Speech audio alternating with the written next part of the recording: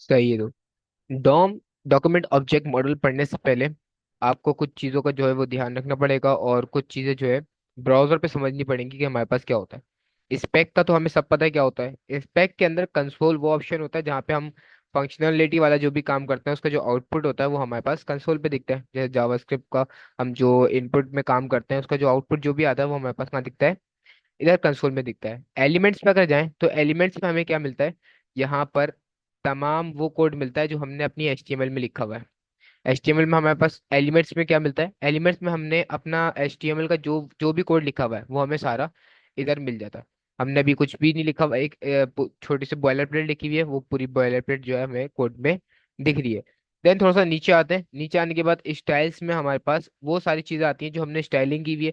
जो इसके ऊपर हमने जो भी स्टाइलिंग की हुई है वो हमारे पास इधर दिखती है, नीचे स्टाइल वाले ऑप्शन में। बाकी कंपोनेंट और लेआउट वगैरह इतना कुछ समझने की जरूरत नहीं है, ना हमारे पास इतनी जरूरत है। बस स्टाइल यहाँ पे जो हम CSS की स्टाइलिंग करते हैं वो यहाँ पे आती है। और ये जो एलिमेंट्स का सेक्शन है यहाँ पे हमारी HTML आती है। कंसोल पे हमारे पास जो है जो भी आउटपुट आता है हमारी लैंग्वेज का वो सारा इधर आता है। भाई ये चंद एक चीजें जो है बस ये देख लें, उसके बाद हम शुरू करते हैं। सबसे पहले नोट्स खोल ले रहे हैं, और नोट्स में हमारे पास window object document object model पढ़ने से पहले थोड़ी सी चंद एक चीजें जो है वो हमें समझनी पड़ेंगी, ताकि आगे की चीजें जो है वो हमारे लिए आसान हो जाए। सबसे पहले हमें दिया हुआ विंडो ऑब्जेक्ट। विंडो ऑब्जेक्ट क्या होता है हमारे पास? The window object represent an open window in a browser. एक बाय डिफॉल्ट विंडो ऑब्जेक्ट बना हुआ है हमारे ब्राउजर पे। It is browser object, not JavaScript. इसको जावास्क्रिप्ट क्रिएट नहीं करता। इसको जावास्क्रिप्ट क्रिएट नहीं करता। ये एक ब्राउजर का बाय डिफॉल्ट बिहेवियर है जो ब्राउजर क्रिएट करता है। ब्राउजर क्रिएट करता है, जावास्क्रिप्ट क्रिएट नहीं करता। And it's automatically create bye browser. Browser की तरफ से ये ऑटोमेटिकली क्रिएट होता है जावास्क्रिप्ट में। इसका कोई काम नहीं है, ना हम जावास्क्रिप्ट से इसको क्रिएट करते हैं। ये ब्राउजर का एक बाय डिफॉल्ट ऑब्जेक्ट है जो खुद ब खुद क्रिएट होता है। It is a global object with a lots of properties and method. ये एक ग्लोबल ऑब्जेक्ट है पूरे हमारे विंडो पर, जो जिसके अंदर बहुत सी प्रॉपर्टीज और मेथड मौजूद है। इसको जरा चेक करते हैं कि ये क्या है हमारे पास विंडो ऑब्जेक्ट। यहाँ पे आया मैं यहाँ पे लिखा विंडो इंटर। जैसे ही मैंने विंडो लेके इंटर करा और इसको मैं एक्सपेंड करता हूँ थोड़ा सा, तो यहाँ पे जैसी विंडो का जो ऑब्जेक्ट मेरे पास एक आया, इसको वापसी बंद करता हूँ। ये देखिए कर्ली ब्रेसेस के अंदर लिखा हुआ है, तो हमारे पास क्या हुआ? एक ऑब्जेक्ट हुआ, और इसके अंदर की वैल्यूज की पेयर है। ये एक विंडो की कॉलन वैल्यू, फिर उसके बाद कॉमा से सेपरेटेड नेक्स्ट की वैल्यू पेयर। हमारे पास विंडो एक ऑब्जेक्ट है जो कि एक ब्राउजर पे बाय डिफॉल्ट रीलोड होता है, बाय डिफॉल्ट क्रिएट हुआ हुआ है। इसका जावास्क्रिप्ट से कोई ताल्लुक नहीं है। इसके अंदर हर वो चीज़ है जो हम जावास्क्रिप्ट में इस्तेमाल कर सकते हैं। इसको विंडो ऑब्जेक्ट को जैसे ही मैंने खोला, इसके अंदर सबसे पहले आता है अलर्ट। अलर्ट को भी हमने यूज करा जावास्क्रिप्ट चेक करने के लिए। विंडो को पता है अलर्ट क्या है। इसको खोलते हैं तो इसके अंदर नेम अलर्ट है, इसका आर्ग्यूमेंट कॉलर, मतलब बहुत सारी चीजें इसको जिसकी हमें जो डीप में जाने की जरूरत नहीं है। उसके बाद जो है यहाँ पे set interval, set time out, ये आगे जाके पढ़ेंगे, ये भी हमारे पास आ जाते हैं। देन उसके बाद हम नीचे आते हैं थोड़ा, तो इवेंट्स इसके अंदर जो हम आगे जाके पढ़ेंगे इवेंट क्या होते हैं जावास्क्रिप्ट में, वो भी इसको मालूम है। Then inner height inner width, इसको पता है कि क्या क्या चीजें हैं। अभी इस पेज की जो इनर हाइट इनर विड्थ है वो बता रहा है। इसकी पेज की जो भी हाइट है ये हाइट जो है अभी 593 है, और विड्थ जो है 710 है, तो ये भी बता रहा है। देन उसके बाद नीचे आते हैं तो यहाँ पे हमें सारे ये आ गए। ऑन क्लिक पर हमारा कौन सा इवेंट चलेगा, ऑन डबल क्लिक पे कौन सा इवेंट चलेगा, ऑन ब्लर पे क्या होगा, ऑन कैंसिल पे क्या होगा, ये तमाम जो है हमारे पास इवेंट्स आ गए जो इसको पता है कि क्या इवेंट है क्या नहीं है। ऑन माउस मूव पे क्या होगा, माउस हवर पे क्या होगा, माउस जब छोड़ देगा यूजर तो क्या होगा, जब माउस ऐसे मूव करता रहेगा तो यूजर क्या होगा। तो ये तमाम माउस व्हील, जब माउस जो है ऐसे व्हील करेगा तो ऊपर स्क्रॉल करेगा तो क्या होगा। ये तमाम चीजें जो है हम अभी पढ़ेंगे आगे जाके, लेकिन ये बताने का मकसद ये है जावास्क्रिप्ट के अंदर, जावास्क्रिप्ट के नहीं अंदर सॉरी, ब्राउजर में एक विंडो ऑब्जेक्ट ऑटोमेटिकली क्रिएट हुआ हुआ है, जिसको सब चीजें पता है कि क्या है क्या नहीं है। तो हमें इसको बताने की जरूरत नहीं है। हम चाहें तो ऐसे भी काम कर सकते हैं। मैंने बोला यहाँ पे अलर्ट लिख रहा हूँ, मैं यहाँ पे लिख सकता हूँ विंडो विंडो डॉट, मैं ऐसे भी काम कर सकता हूँ विंडो डॉट अलर्ट। अब जब ब्राउजर पे आके चेक करूंगा, काम मेरे पास क्या कर रहा है, वही कर रहा है, एक अलर्ट मेरे पास शो कर रहा है, रिलोड करता हूँ, एक अलर्ट शो कर रहा है हाई का। तो क्या हुआ, इससे क्या पता चलता है, विंडो के अंदर ही हमारी तमाम चीजें हैं। एक ब्राउजर के ऊपर विंडो ऑब्जेक्ट है, और उसके अंदर ही हमारे पास तमाम चीजें हैं जो विंडो को पता है, और जो जावास्क्रिप्ट के जितने भी फंक्शंस हैं, चाहे वो बाय डिफॉल्ट हो, चाहे हम उन्हें क्रिएट कर रहे हो, वो सबको पता है कि हमारे ऊपर एक विंडो ऑब्जेक्ट है, और उसको ये तमाम चीजें पता है। तो हमें बाय डिफॉल्ट ऐसा लिखने की जरूरत नहीं है कि विंडो डॉट अलर्ट, यहाँ पे हम लिख सकते हैं window dot console dot log कमर। कंसोल डॉट लॉग सिंपल हम कमर करते हैं, window dot console dot log भी कमर कर सकते हैं, क्योंकि हमारे ब्राउजर को पहले से पता है कि विंडो ऑब्जेक्ट क्या है, और ऐसा हमें लिखने की जरूरत नहीं है। ये एक बाय डिफॉल्ट बिहेवियर बता रहा हूँ, लिख भी सकते हैं, लेकिन जब हम क्यों लिखे, जब हमें विंडो ऑब्जेक्ट को पता है कि इसके अंदर ये चीजें सब मौजूद है। अब तो हमने ये विंडो ऑब्जेक्ट पढ़ लिया कि विंडो ऑब्जेक्ट के अंदर हर वो चीज है जो हम जावास्क्रिप्ट में यूज कर रहे होते हैं। ये बस एक छोटी सी नॉलेज पता होनी चाहिए। देन उसके बाद आते हैं, अच्छा ये जब अलर्ट्स चलते हैं या कोई भी हम पॉपअप इस पे लाते हैं, तो ये बाय डिफॉल्ट जो ब्राउजर का बिहेवियर होता है वो कुछ सेकंड के लिए रोक देता है। सही है, बाय डिफॉल्ट ब्राउजर का जो भी रन टाइम पे बिहेवियर होता है वो कुछ सेकंड के लिए रोक देगा। मतलब जैसे ही हम इसको ओके करेंगे तो बाकी की तमाम चीजें पहले प्रिंट करेगा। जैसे मैं इसको रिलोड करता हूँ, तो जैसे ही हमने कंसोल डॉट लॉग कमर किया हुआ है, वो अभी इसने ब्राउजर का बिहेवियर रोका हुआ है। इसको जैसे ही ओके करता हूँ, तो इसने कमर प्रिंट करवा दिया। सही है, तो इस तरीके से भी मैं अपना काम कर सकता हूँ। कंसोल डॉट अलर्ट का क्या काम। अलर्ट तो हमारे पास बाय डिफॉल्ट जो है, अलर्ट वाला जो फंक्शन है, ये तो बाय डिफॉल्ट हमारा बना हुआ है ना, जैसे हमारे पास कंसोल बना हुआ है। कंसोल भी एक फंक्शन है जिसके पीछे एक फंक्शन लिखा हुआ है बाय डिफॉल्ट। इसके ऊपर अगर हवर करूं, तो यहाँ पे ये अगर बताया मुझे, कंसोल के अंदर नीचे आते हैं, जैसे हम यहाँ पे अपना फंक्शन क्रिएट करते हैं, लेट कंसो इक्वल टू ऐसे, ये इसके पीछे भी हमारे पास एक फंक्शन लिखा हुआ है। यहाँ पे कंसोल ही कर दे रहा हूँ, अभी तो एरर देगा, खैर नहीं दे रहा। कंसोल के पीछे ये एक पूरा फंक्शन लिखा हुआ है। आगे अगर जैसे आपको देखें, तो ये हम इसको कॉल कर रहे हैं, कंसोल डॉट लॉग को हम क्या कर रहे हैं, कॉल कर रहे हैं। फंक्शन बना लेते हैं जब हम कॉल करते हैं, इसी तरीके से कॉल करते हैं। तो ये क्या हो रहा है, फंक्शन कॉलिंग हो रही है। इसी तरीके से यहाँ पे डॉट लॉग इसके बिहेवियर है। सही है, इसको मुख्तलिफ भी हो सकता है, या हम DIR होता है एक, console dot DIR, console dot warn होता है, कंसोल डॉट एरर होता है। ये मुख्तलिफ हमारे पास जो है यहाँ के इसके बिहेवियर आ जाते हैं जिसको हम यूज कर सकते हैं। बाय डिफॉल्ट जैसे अलर्ट एक फंक्शन है, अलर्ट को मैं कॉल कर रहा हूँ, ये इसके पीछे फंक्शन लिखा हुआ है जो कि बाय डिफॉल्ट लिखा हुआ है, हमें ऐसे लिखने की जरूरत नहीं है, मैं इसको सिर्फ डायरेक्ट कॉल कर रहा हूँ। ऐसी कंसोल को भी मैं क्या कर रहा हूँ, कॉल कर रहा हूँ। तो इसके साथ कंसोल के साथ अलर्ट लगाने की जरूरत नहीं है। ये अलर्ट और कंसोल वाले जो है, ये बाय डिफॉल्ट पहले से फंक्शन बने हुए, मैं डायरेक्ट लिख के इससे अपना काम निकलवा रहा हूँ।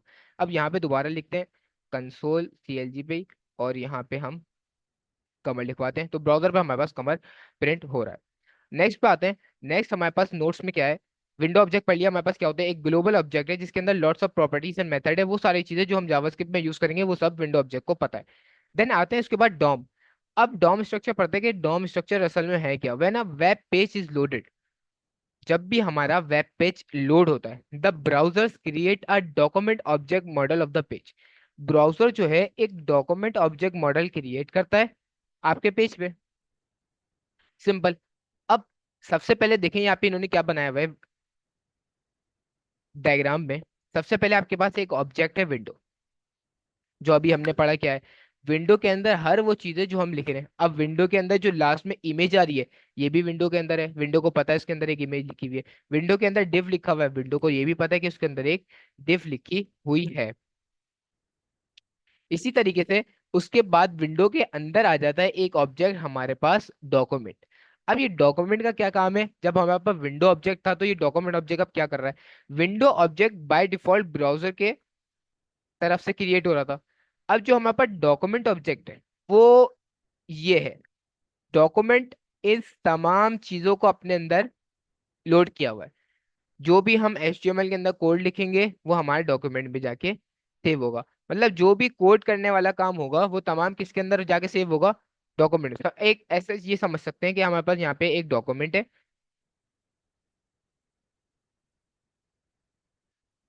एक हमारे पास यहाँ पे डॉक्यूमेंट है, और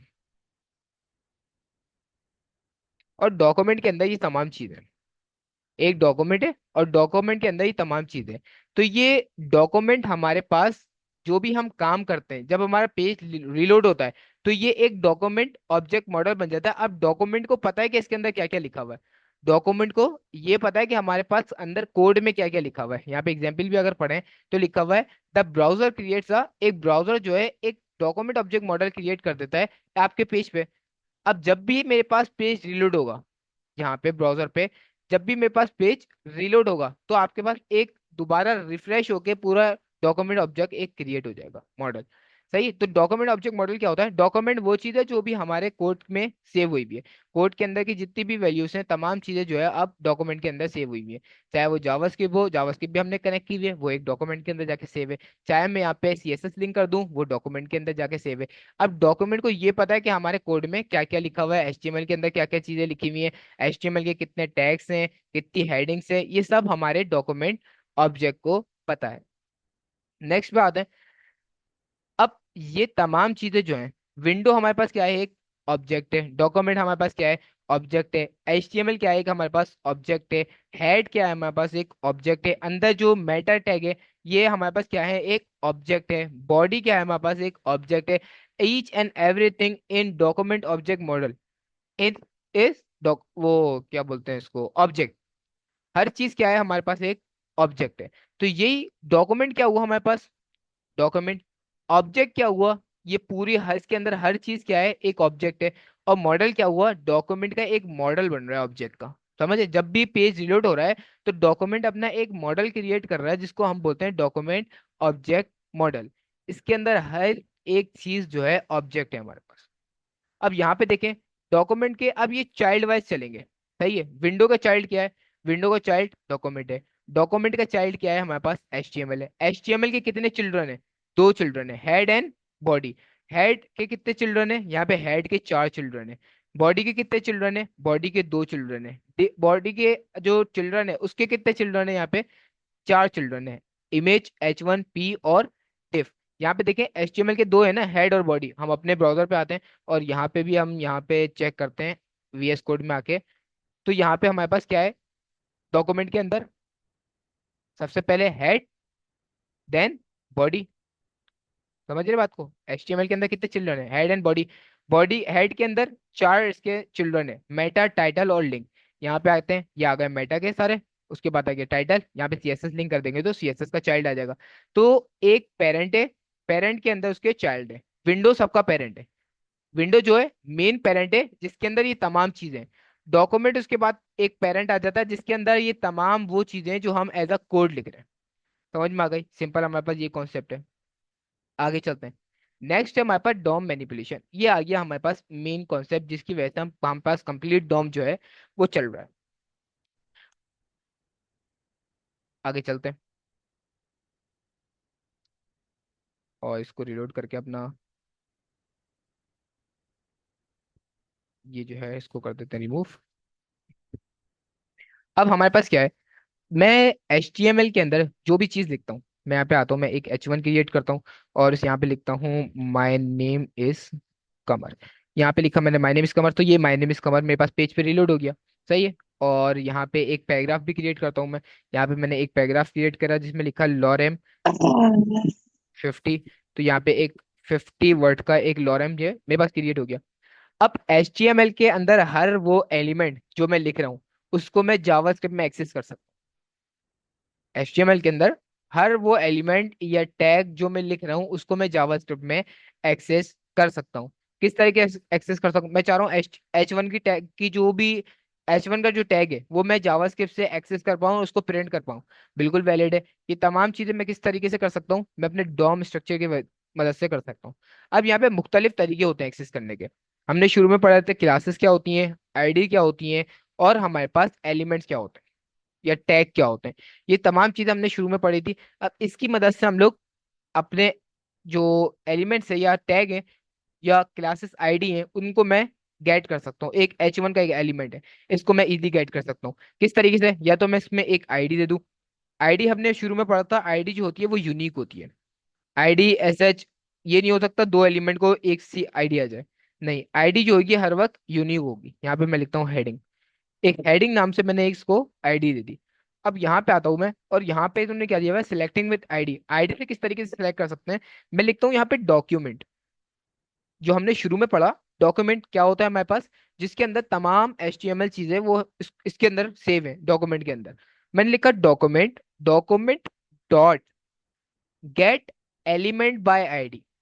डॉक्यूमेंट के अंदर से एलिमेंट आईडी को गेट करो। मैंने बोला document dot get element by ID, मैंने डॉक्यूमेंट के अंदर से एक एलिमेंट आईडी को गेट करो। कौन सी, वो मैं बता रहा हूँ। मैंने बोला राउंड ब्रैकेट लगाए, देन उसके बाद यहाँ पे कोटेशंस लगाए, और उसके अंदर मैंने यहाँ पे लिखा हेडिंग। हेडिंग नाम से मैंने आईडी क्रिएट की हुई थी ना यहाँ पे।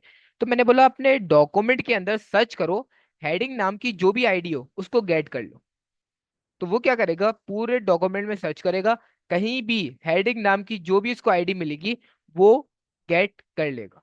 अब इसको प्रिंट कराने का क्या तरीकेकार है, प्रिंट कराने का तरीकेकार ये है, इसको एक वेरिएबल में स्टोर करवा लो। यहाँ पे मैं लिखता हूँ लेट हेड इक्वल टू, और नेक्स्ट वाक्य में यहाँ पे CLG पर या कंसोल पर यहाँ पे हेड को प्रिंट करवा ले रहा हूँ, सिंपल। जैसे ही मैं आता हूँ ब्राउजर पे, तो इसने क्या करा, एक H1 की पूरी जो भी एलिमेंट था मेरे पास, H1 की हेडिंग थी, वो उसने मुझे गेट करके मेरे ब्राउजर पे मुझे कंसोल पे दे दी। यहाँ तक समझ में आ रहा है किस तरीके से मैं अपनी HTML की तमाम चीजें अपने जावास्क्रिप्ट की मदद से गेट कर सकता हूँ। मैंने बोला H1 मुझे गेट करना है, तो मैंने बोला dot get element by ID. ID से मेरे जावास्क्रिप्ट के अंदर गेट करो, जो भी हेडिंग नाम से आईडी हो वो आप गेट करके मुझे ला दो। तो उसने देखा हेडिंग नाम से मेरे पास HTML में क्या है, वो गया HTML में, HTML में देखा हेडिंग नाम से कुछ आईडी है, उसने बोला हाँ है। तो ये कंप्लीट एलिमेंट जो था मेरे पास, ये उसने फैच करा और मुझे यहाँ पे कंसोल पे प्रिंट करवा के दे दिया। तो इस तरीके से मैं यहाँ पे अपनी चीजें प्रिंट करवा सकता हूँ। और यहाँ पे इसको अगर खोलते हैं तो यहाँ पे मुख्तलिफ चीजें आ जाएंगी मेरे पास। यहाँ पे नीचे आते हैं, तो नीचे आने के बाद मुझे यहाँ पे inner.html में, ये inner HTML मुझे मिल गया, इसके अंदर की value my name is Qamar. Inner tax में मुझे उसकी वैल्यू मिल गई माय नेम इज कमर। तो ये तमाम पूरी इसके अंदर की इंफॉर्मेशन मुझे उसने निकाल के दे दी। मतलब ये हर चीज वो गेट कर रहा है ना, डॉक्यूमेंट के अंदर तो हर चीज होती है। ये तमाम इवेंट भी लोड कर रहा है, क्योंकि हमने अभी इवेंट लगाए हुए नहीं है, तो हर इवेंट के आगे क्या बोल रहा है, नल नल नल, अभी यूज नहीं हुए हुए, नल है हर चीज। तो ये गेट तो हर चीज कर रहा है। आउटर HTML इसने गेट करी, मतलब पूरी HTML इसके अंदर थी तो उसने गेट कर ली पूरी HTML ये रही। आउटर टेक्स्ट क्या था, माय नेम इज कमर था, उसने गेट कर लिया। बाकी तमाम चीजें जो ये गेट नहीं कर पा रहा, उसके आगे क्या लिख रहा है, नल कर रहा है। सही है। और नीचे आते हैं, टैग नेम था H1 हमारे पास, आगे जाके ये सारी चीजें पढ़ेंगे। टैग का नेम क्या था हमारे पास, अगर यहाँ पे आगे देखें टैग का हमारे पास नेम क्या है, H1 टैग के अंदर हमने काम किया हुआ, तो उसने H1 टैग गेट कर लिया। टेक्स्ट कंटेंट क्या था हमारे पास, टेक्स्ट कंटेंट था हमारे पास माय नेम इज कमर, तो उसने वो गेट कर लिया। नेक्स्ट हम टॉपिक उसी पे आएंगे, टेंशन नहीं ले, इनर टेक्स्ट में भी पढ़ेंगे और इनर HTML भी पढ़ेंगे। आराम आराम से चलते धीरे धीरे। तो ये तमाम चीजें जो है वो उसने यहाँ पे गेट कर ली। सही है। तो इस तरीके से मैं अपनी हेडिंग को गेट कर सकता हूँ। इसी तरीके से यहाँ पे अगर मैं आऊँ और मैं यहाँ पे लिखूँ main.js के अंदर हेड की जगह मैं ऐसी कोई हेडिंग पास कर दूं जो मेरे जावास्क्रिप्ट में या HTML में एग्जिस्ट ही ना करती हो, तो यहाँ पे क्या देगा वो, मैंने लिखा हेड, सिर्फ हेड लिख दिया, हेड के नाम की तो मैंने कोई आईडी यहाँ पे नहीं बनाई है, लेकिन मैंने फिर भी हेड लिख के यहाँ पे हेड को कंसोल करवा दिया। तो ये क्या करेगा, नल प्रिंट करवा देगा मेरे लिए। नल का मतलब खाली, अभी कुछ है ही नहीं जावास्क्रिप्ट के आपके डॉक्यूमेंट ऑब्जेक्ट के अंदर, को नल नाम की कोई आईडी नहीं है, तो उसने मुझे नल प्रिंट करवा के दे दिया। तो इस तरीके से मैं अपनी आईडी से आईडी से अपना HTML की कोई भी एलिमेंट को गेट कर सकता हूँ। अब बात है क्लास से कैसे गेट कर सकते हैं। मैं पैराग्राफ पाया, मैंने पैराग्राफ को एक क्लास दी, मैंने यहाँ पे क्लास दी पैरा, पैरा नाम की मैंने एक क्लास दी। और यहाँ पे आता हूँ, मैं यहाँ पे इसको एक काम करते हैं, रिमूव करते हैं और दोबारा लिखते हैं। मैंने बोला let para equal to document, मेरा जो ऊपर वाला डॉक्यूमेंट है, डॉक्यूमेंट जो मेरे पास मेन ऑब्जेक्ट है उसके अंदर देखो, document dot get element bye class name. अब यहाँ पे एक आप फर्क देखें, मैं यहाँ पे क्या लिख रहा हूँ, गेट एलिमेंट्स, एस लगा हुआ है, एलिमेंट्स बाय क्लास नेम। और पहले जब हम आईडी कर रहे थे तो gate element bye document dot get element by ID. यहाँ पे जब आईडी को गेट कर रहे थे तो सिर्फ सिंगल एलिमेंट था, एलिमेंट्स नहीं था। क्योंकि आईडी हमारे पास क्या होती है, यूनिक होती है, सिर्फ हमारे पास एक ही नेम की एक आईडी हो सकती है। तो हमने क्या बोला, dot get element by ID. एक एलिमेंट हो सकता है हमारे पास आईडी का, उसको गेट कर लो। लेकिन क्लास के हम फॉर्म में क्या दे रहे हैं, gate elements by class name. अब क्लास नेम तो मुख्तलिफ हो सकते हैं, क्लास नेम दो भी हो सकते हैं, तीन भी हो सकते हैं, चार भी हो सकते हैं, पांच भी हो सकते हैं एक जैसे। तो हम बोल रहे हो मैं यहाँ पे जो भी क्लास नेम दूंगा, उस नाम से जितने भी क्लास नेम है उन तमाम को कलेक्ट करके मुझे दे दो। अब यहाँ पे मैं लिखता हूँ पैरा, मैंने दिया हुआ क्लास का नेम। जैसे ही मैंने पैरा दिया और यहाँ पे कंसोल पे मैंने पैरा को प्रिंट करवाया, पैरा को मैंने यहाँ पे प्रिंट करवा दिया, तो उसने HTML का एक कलेक्शन मुझे रिटर्न करा। क्या रिटर्न करा, एक HTML का कलेक्शन रिटर्न करा, और उसके अंदर मुझे क्या रिटर्न करा, पैरा दिया जीरोथ इंडेक्स पे। जीरोथ इंडेक्स मतलब पहली दफा जब भी आया हुआ है, जीरोथ इंडेक्स मतलब फर्स्ट दफा जो भी आया हुआ है मेरे पास, उसने पैरा निकाल के दे दिया। अब इसको और मैं यहाँ पे खोलता हूँ, तो इसके अंदर भी बेतहाशा प्रॉपर्टीज आ गई। सारी प्रॉपर्टीज अभी क्या पड़ी हुई है, नल पड़ी हुई है, क्योंकि हमने कोई भी अभी चीज यूज नहीं की है। जो चीजें यूज की है वो मुझे निकाल के दे रहा है। जैसे हमारे पास बेस यूआरएल क्या है, ऊपर देखें, यहाँ पर सबसे टॉप पे बेस यूआरएल ये आ गया हमारे पास। और उसके बाद जो है हमारे पास चाइल्ड नोड, बेतहाशा जो जो चीजें फॉल्स है फॉल्स करी हुई है। इनर एचटीएमएल आ गया हमारे पास, ये चीज आ गई जो एचटीएमएल निकाल के दे दिया, इनर टैग्स निकाल के दे दिया। और हमारे पास यहाँ पे नीचे अगर आते हैं तो बेतहाशा इसने चीजें दी हुई हैं जो हमने यूज नहीं की हुई हैं, सबको नल किया हुआ है इसने, सही है। इस तरीके से इसने पूरा एक HTML का कलेक्शन रन करा, जिसके अंदर मेरे पास सिर्फ सिंगल पैरा था। अगर यहाँ पे मेरे पास मल्टीपल क्लासेस होती तो इसको मैं यहाँ पे कंसोल सी करके यहाँ पे प्रिंट करवा दे रहा हूँ एक दो दफा। तो यहाँ पे क्लासेस मेरे पास कितनी दफा प्रिंट करवाई है मैंने, तीन दफा क्लासेस, और तीनों का नाम पैरा है। और यहाँ पे जब आते हैं तो उसने मुझे एक HTML कलेक्शन रिटर्न करा है जिसके अंदर तीन चाइल्ड है, तीन पैरा है। Para, P dot para, P dot para, P dot para, और तीनों क्लासेस का नाम क्या है हमारे पास, पैरा है। इसको जैसे ही ओपन करता हूँ तो उसने जीरो इंडेक्स पे, वन इंडेक्स पे और सेकंड इंडेक्स पे, मतलब तीन दफा हमारे पास पैरा आया हुआ है। तो तीनों दफा जैसे इसके ऊपर हवर कर रहा हूँ तो साइड में हाईलाइट भी कर रहा है, पहला पैरा, दूसरा पैरा और ये तीसरा पैरा। तो यहाँ पे लेंथ भी बता रहा है आपके पास कितने पैरा है टोटल, तीन यहाँ पे पैराग्राफ हैं। तो इस तरीके से मैं अपने तमाम जो है HTML कलेक्शन के अंदर से क्लास को अगर गेट करना हो तो मैं क्लास को इस तरीके से गेट कर सकता हूँ। नेक्स्ट बात है, यहाँ पे आप बाय टैग नेम भी गेट कर सकते हैं। टैग नेम कैसे, जैसे मैं यहाँ पे अब आईडी से गेट कर रहा था, क्लास से गेट कर रहा था, सही है। अब ये मेरे पास क्या है, टैग्स है। पी मेरे पास क्या है, एक टैग है। यहाँ पे पी अगर देखा जाए एक टैग है। H1 मेरे पास क्या है, एक टैग है। यहाँ पे अगर मैं एक डिफ क्रिएट करूँ तो डिफ ऐसा मेरे पास टैग नहीं कहलाएगा, क्योंकि डिफ के अंदर तो हम क्लासेस और वगैरह देते हैं। अगर डिफ हमारे पास ऐसा टैग नहीं कहलाएगा, जो हमारे पास पैरा है, जैसे पी हमारे पास बाय डिफॉल्ट जो टैग होते हैं, P, H1 स्पैन टैग, और H2, H3, H4, H5, मुख्तलिफ किस्म के जो टैग होते हैं वो हम बाय टैग के नेम से भी गेट कर सकते हैं। यहाँ पे मैंने लिखा let tag name equal to, और यहाँ पे लिखा डॉक्यूमेंट डॉट, डॉक्यूमेंट के अंदर से गेट करो gate element bye tag name. अब यहाँ पे भी क्या है, एलिमेंट्स, ये मुख्तलिफ टैग जो है आपको सेलेक्ट करके दे देगा। मतलब एक टैग एक से ज्यादा बार यूज हुआ हुआ है, पैराग्राफ हमने तीन दफा यूज किया हुआ है तो तीन टैग निकाल के देगा ये। मैंने यहाँ पे बोला पी, सिर्फ पी लिख दिया इसके, मैंने लिखा पी नाम से जितनी भी टैग है मेरे पास वो आप मुझे निकाल के दे दो। मैंने यहाँ पे लिखा कंसोल डॉट लॉग पे टैग नेम प्रिंट करवा दिया। जैसे ही मैं आता हूँ ब्राउजर पे तो उसने मुझे क्या निकाल के दिया, इस ये भी हमारे पास एक HTML कलेक्शन रिटर्न कर रहा है, और इसके अंदर तीन पैराग्राफ है। इसको जैसे ही एक्सटेंड करते हैं तो वन टू थ्री, फर्स्ट वाला मैंने ओपन करा, उसके अंदर बेतहाशा प्रॉपर्टीज आ गई जो कि हमें जिसकी जरूरत नहीं है, और हमें मेन चीज चाहिए। वो हमारे पास मेन चीज किधर है, मेन चीज हमारे पास ये रही, इनर HTML आ गया हमारे पास, या इनर टेक्स्ट आ गया हमारे पास, सही है। और ये पैरा वन आ गया, पैरा टू, पैरा थ्री, और लेंथ भी पता है हमारे पास, तीन लेंथ है उसकी। तो इस तरीके से मैं बाय टैग नेम भी कर सकता हूँ। और अगर मैं यहाँ पे लिखूँ H1, एक हमारे पास H1 भी टैग है, तो ये मुझे H1 का टैग निकाल के दे देगा। ये देखें हेडिंग बता रहा है H1 के नाम से आपने एक हेडिंग क्रिएट की हुई है, इसको खोलते हैं। और यहाँ पे लेंथ क्या है, वन ही है। यहाँ पे हेडिंग उसने मुझे निकाल के दे दी। और इसको अगर मैं एक्सटेंड करूँ यहाँ पे तो इसके अंदर भी वही तमाम वैल्यूज हैं जो हमें पहले मिल रही थी। My name is Qamar, inner HTML और इनर टेक्स्ट में भी माय नेम इज कमर। तो ये इस तरीके से मैं अपने बाय टैग नेम भी गेट कर सकता हूँ अपनी तमाम टैग्स को जावास्क्रिप्ट के जरिए। उसके बाद आते हैं नेक्स्ट में, हमारे पास नोट्स में क्या है, हमने देखा document dot get element selecting with ID से किस तरीके से सिलेक्ट कर सकते हैं। अगर हमारे पास क्लास है तो क्लास से किस तरीके से हम सेट कर सकते हैं। अगर हमारे पास टैग है तो टैग से हम किस तरीके से अपनी चीजें चेंज कर सकते हैं। अब मैं यहाँ से क्या नाम है, इसको करते हैं रिमूव। अब ये बेसिक चीजें हैं जो हम इस तरीके से हम अपने जो आईडीज होती हैं, क्लास होते हैं, उससे हम अपनी एचटीएमएल को गेट कर सकते हैं जावास्क्रिप्ट में रहते रहते हुए।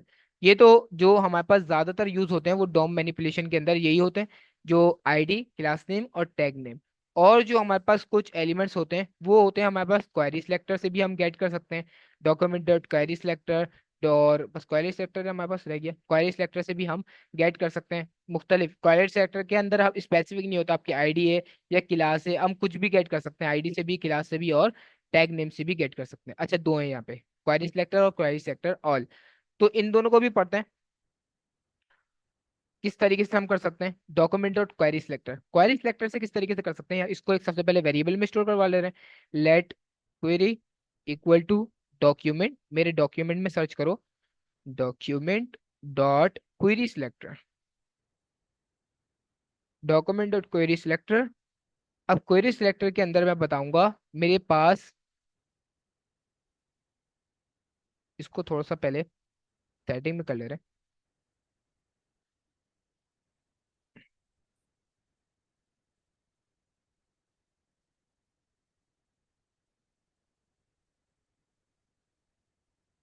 तो ये हमारे पास एक हेडिंग है और तीन पैराग्राफ है। तीन पैराग्राफ जो है उनकी क्लास का नेम है हमारे पास पैरा, और एक हेडिंग है जिसकी हमने आईडी दी हुई है हेडिंग। जावास्क्रिप्ट में आते हैं, मैं बोल रहा हूँ डॉक्यूमेंट डॉट क्वेरी सिलेक्टर, और यहाँ पे देता हूँ हैशटैग हेडिंग। अब जब आप क्वेरी सिलेक्टर के अंदर काम करेंगे कोई भी, तो जब आप आईडी से सिलेक्ट कर रहे हैं तो आपको बताना पड़ेगा कि आईडी है। अब आईडी को बताएंगे कैसे, यहाँ पे मैंने हैशटैग से इसको डिनोट करा है कि हैशटैग से हम आईडी को डिनोट करते हैं जब भी हम वनीला सीएसएस कर रहे थे, जब भी हम हैशटैग लिख के काम कर रहे थे। और क्लास के लिए हम क्या करते हैं, डॉट लगाते हैं, डॉट हेडिंग, मतलब क्लास नेम के लिए हम डॉट से एक्सेस करते हैं क्लास को। अगर अभी हमारे पास केस में क्या है, डॉट हेडिंग तो नहीं है, हमने हेडिंग क्या दी हुई है, आईडी दी हुई है, तो मैं बोल रहा हूँ हैशटैग हेडिंग। जैसे ही मैंने हैशटैग हेडिंग लिखा नीचे आया, और यहाँ पे सीएलजी पे प्रिंट करवाता हूँ अपनी क्वेरी। जैसे ही मैंने क्वेरी प्रिंट करवाई और मैं आता हूँ कंसोल पे, तो कंसोल पे उसने मुझे कंप्लीट वो टैग जो है, मुझे एलिमेंट जो है वो निकाल के दे दिया कि आपके पास एक H1 है जो आपने क्वेरी सिलेक्टर के अंदर हेडिंग दी है, वो उसके अंदर ये तमाम चीज़ें, तो उसने मुझे ये निकाल के दे दिया। इसी तरीके से मैं आता हूँ यहाँ पे, अगर मैं हैशटैग की जगह डॉट लिख दूँ जो मेरे पास एग्जिस्ट ही नहीं करता, तो यहाँ पे क्या रिटर्न करेगा, नल रिटर्न करेगा, मतलब आपने वो चीज़ यहाँ पे इसको बता दी जो कभी एग्जिस्ट ही नहीं करती है।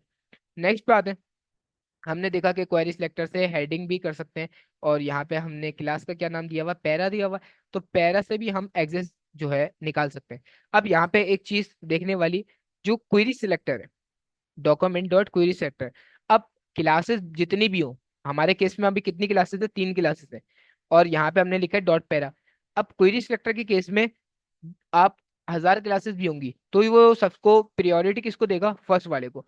जो कहीं भी डॉट पैरा नाम से फर्स्ट क्लास एग्जिस्ट कर रही होगी वो मुझे रिटर्न करके दे देगा। अब डॉट पैरा जैसे ही मैंने लिखा, तो यहाँ पे उसने फर्स्ट पैराग्राफ, इसके ऊपर हवर भी करता हूँ तो सबसे फर्स्ट वाला देखें इस तरफ, यहाँ पे सबसे फर्स्ट वाला को हाईलाइट कर रहा है। फर्स्ट वाला पैराग्राफ जो है मुझे निकाल के दे दिया। इसको एक्सटेंड करता हूँ तो इसके अंदर मुझे बता दिया कि आपके पैरे के अंदर ये पूरा पैराग्राफ यहाँ पे लिखा हुआ है। इस तरीके से मैं अपना क्वेरी सिलेक्टर से गेट कर सकता हूँ। और यहाँ पे देख लिया हमने। इसी तरीके से मैं अगर टैग नेम करूं, मैं बोल रहा हूँ पी, पैराग्राफ के नाम से जितने भी टैग नेम है पी एक दो तीन, तो ये क्या करेगा, फर्स्ट वाला पैराग्राफ निकाल के दे देगा। फर्स्ट कहीं भी एग्जिस्ट कर रहा होगा मेरा टैग नेम पी नेम से, तो उसको मुझे निकाल के दे देगा। क्वेरी सिलेक्टर क्या करता है, सिर्फ एक चाइल्ड नोड रिटर्न करता है, एक चाइल्ड नोड रिटर्न करता है। इसके जो है जितने भी चाइल्ड नोड में से फर्स्ट चाइल्ड नोड जब भी कहीं एग्जिस्ट कर रहा होगा वो मुझे निकाल के दे देगा। अगर मुझे सारे एग्जिस्ट करवाने, तो उसके लिए मेरे पास एक अलग मेथड होता है, डॉट क्वेरी सिलेक्टर ऑल। जैसे ही मैं लिखता हूँ डॉट क्वेरी सिलेक्टर ऑल, तो ये क्या करेगा, पी नाम से पूरे डॉक्यूमेंट ऑब्जेक्ट के अंदर जितने भी पैराग्राफ होंगे, पी नाम से जितने भी टैग होंगे, उन सबको मुझे निकाल के दे देगा। क्वेरी सिलेक्टर और क्वेरी सिलेक्टर ऑल में डिफरेंस है। मैंने लिखा क्वेरी सिलेक्टर ऑल, अब ये क्या करेगा, सारे पैराग्राफ मुझे निकाल के देगा। अब आता हूँ तो उसने एक मुझे नोड लिस्ट रिटर्न करी है। नोड लिस्ट मतलब उसके अंदर जितने भी नोड चाइल्ड है, एक नोड लिस्ट रिटर्न करी है, और इसको जैसे ही मैं खोलता हूँ तो इसके अंदर तीन पैराग्राफ है, देखिए हाईलाइट भी कर रहा है, 1 2 और 3। तीन पैराग्राफ है, फर्स्ट वाले को खोलते हैं तो वही तमाम प्रॉपर्टीज हमें मिलती हैं। ये आ गया हमारे पास लॉरेम। और इसी को वापसी बंद करते हैं, सेकंड वाले पे भी आ गया हमारे पास वही चीज़ें, थर्ड वाले भी हमारे पास वही चीज़ें, और यहाँ पे लेंथ भी बता रहा है आपके पास लेंथ कितनी है, 3 लेंथ है। और इसी तरीके से अगर मैं क्लास नेम को गेट करना चाहूँ, यहाँ पे मैंने क्लास नेम क्या दी हुई थी, डॉट पैरा। और मैंने लगाता हूँ यहाँ पे डॉट पैरा, और यहाँ पे आते हैं तो इसने डॉट पैरा में भी एक नोड लिस्ट मुझे रिटर्न करी, जिसके अंदर 3 पैरा है, पैरा 1, पैरा 2 और पैरा 3। तो इस तरीके से मैं अपने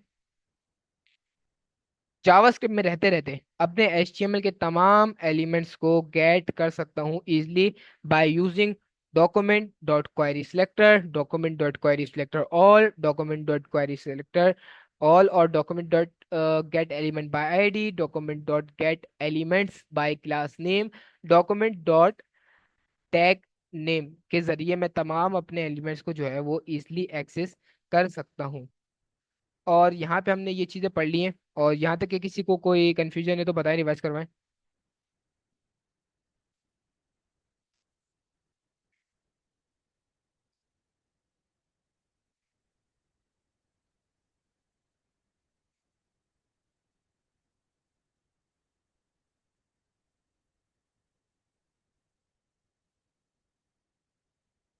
क्लियर है। अच्छा, यहाँ पे जो गूगल ने मुझे यहाँ पे नाम दिया हुआ है बाय डिफॉल्ट विंडो पे, क्या मैं इसको चेंज कर सकता हूँ?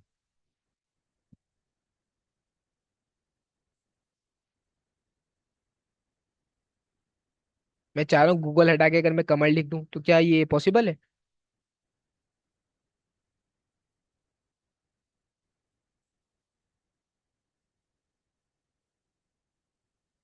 किस तरीके से पॉसिबल है?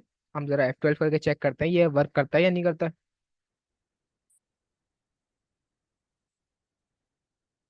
मैंने यहाँ पे करा F12, और जरा सर्च करता हूँ मैं इसको, गूगल को कहाँ लिखा हुआ है, ये डिफ के अंदर गूगल लिखा हुआ है।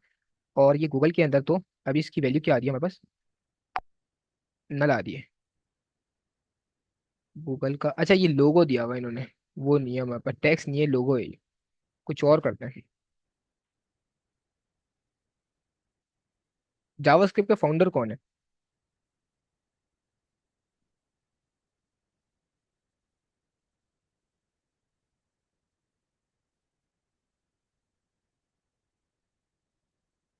Brendan as. चलो इनका निकालते हैं हम, ब्रेंडर एज का। हमारे पास एक वेबसाइट है, कौन सी है वो, विकीपीडिया। विकीपीडिया पे अगर ये निकाल के दे दे, ये आ गई विकीपीडिया। और ब्रांड एज। अच्छा, यहाँ पे इनके नाम चेंज करने की कोशिश करते हैं, ब्रांड एज की जगह जरा अपना नेम लिखने की कोशिश करते हैं। मैं यहाँ पे आया, सेलेक्ट करा ब्रांड एज को, और यहाँ पे ब्रांड एज पे क्या लिखा हुआ है, इनका लिखा हुआ है ब्रांड एज। जरा चेंज करें इनको, जरा कमर वमर करके चेक करें। मैंने यहाँ पे लिख दिया कमर, तो ये क्या हुआ, ब्रांड एज की जगह कमर हुआ। अब ये तो हमारे लिए एक मसला हो गया। अब जब भी मैं अपनी वेबसाइट क्रिएट करता हूँ तो कोई ना कोई आके मेरी वेबसाइट में चेंजेस कर सकता है। ऐसा ही है ना भाई? हमारी वेबसाइट मैंने अगर क्रिएट कर दी कोई, तो जैसे मैंने अपनी अकेडमी की वेबसाइट लॉन्च कर दी तो वो तो अपना नाम चेंज कर देगा आगे। तो ये तो बहुत बड़ा मसला हो गया हमारे पास। ऐसा नहीं है, हम इसको सिर्फ अपनी विंडो पे चेंज कर सकते हैं। बाकी कोई भी आके इसको चेंजेस कर सकता है, लेकिन बाय डिफॉल्ट इसको चेंज नहीं कर सकता जो कोड में लिखी गई है।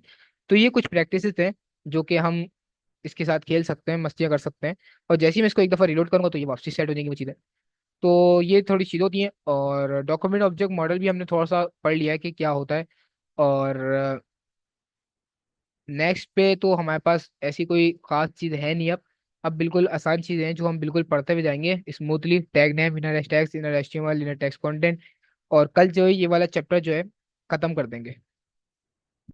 तो ये फिर आगे चलते देखते हैं उसके बाद हमारे पास कितने टॉपिक्स रहते हैं। तो यहाँ तक के तो आज की क्लास में इतना ही रखते हैं।